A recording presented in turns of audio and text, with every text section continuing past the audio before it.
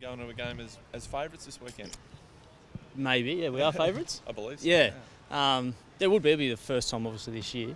And we've got to be careful that we don't get complacent. Nothing changes for us. We've played all right the last couple of weeks from being consistent at training and do what we've been doing. So nothing really changes for us. Do our work on them and come out early. They've been a lot more competitive the last 2 weeks against two good sides. So. Yeah, they've been impressive. Yeah, so Essendon and Hawthorn, they challenged them, both all the way through. So the 4 quarters. So it's important for us, as I said, to start well against any young team. If you give them a chance early, they can sort of get up and about and use their young legs to get on top of the older fellas early. So it's important for us to, I guess, get a good start and shut them out, and hopefully that will carry on through the next 3 quarters.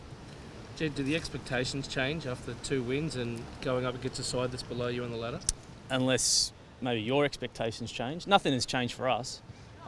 We feel like every game we've got a chance to win. We've got to play our style and play the way we want to play, and if we do that, we feel like we can win. So nothing changes for us expectation-wise. I imagine there might be a bit more pressure coming from the outside to perform a bit more, but nothing changes.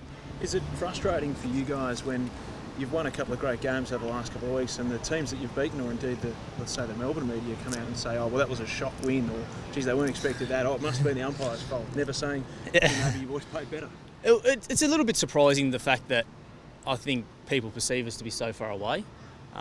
We've always felt like, and we felt we had a tough run early. We didn't play great footy in the first half of the year, but we felt like if we play well, we get our players fit and out there and play some consistent 4 quarters footy, that we can match most teams in the AFL. The fact that we haven't been able to play 4 quarters of footy, we've had patches of a quarter or a half or 10 minutes where we've just been blown out of the water. So that's, if we can close that up through quarters, then we feel like we're competitive. But I mean, as you said, the media have their own perspective on things, and it's what we think that matters. So we can only control what we can control.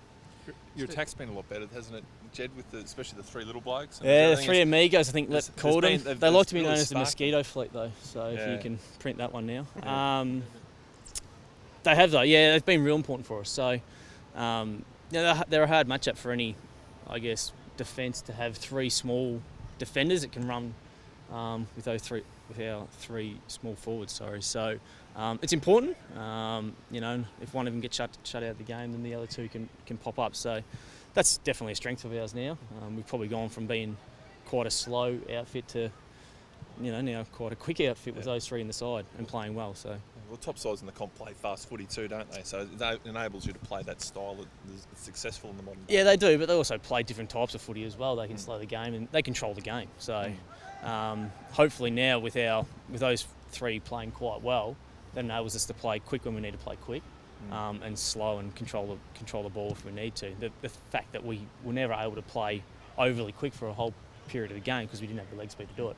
It's a pretty important game this week for Dane Zorko, with a milestone for him. Yeah. You often read the footy record and everyone says, oh, the coach wants 18 Dane Zorkos. Wouldn't surprise me, yeah. What are your thoughts on Dane? Zork's been great. Obviously, he did it the hard way and came in as a 23-year-old maybe? 23-year-old.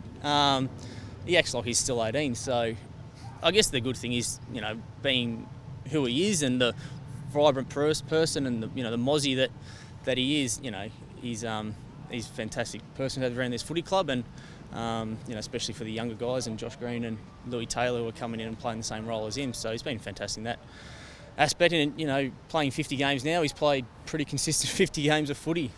He's probably been one of our more consistent players for the last 3 years. So once again, I don't want to give him too much of a big head because he'll probably watch this later on, but he has been important. And it's well-deserved 50 games.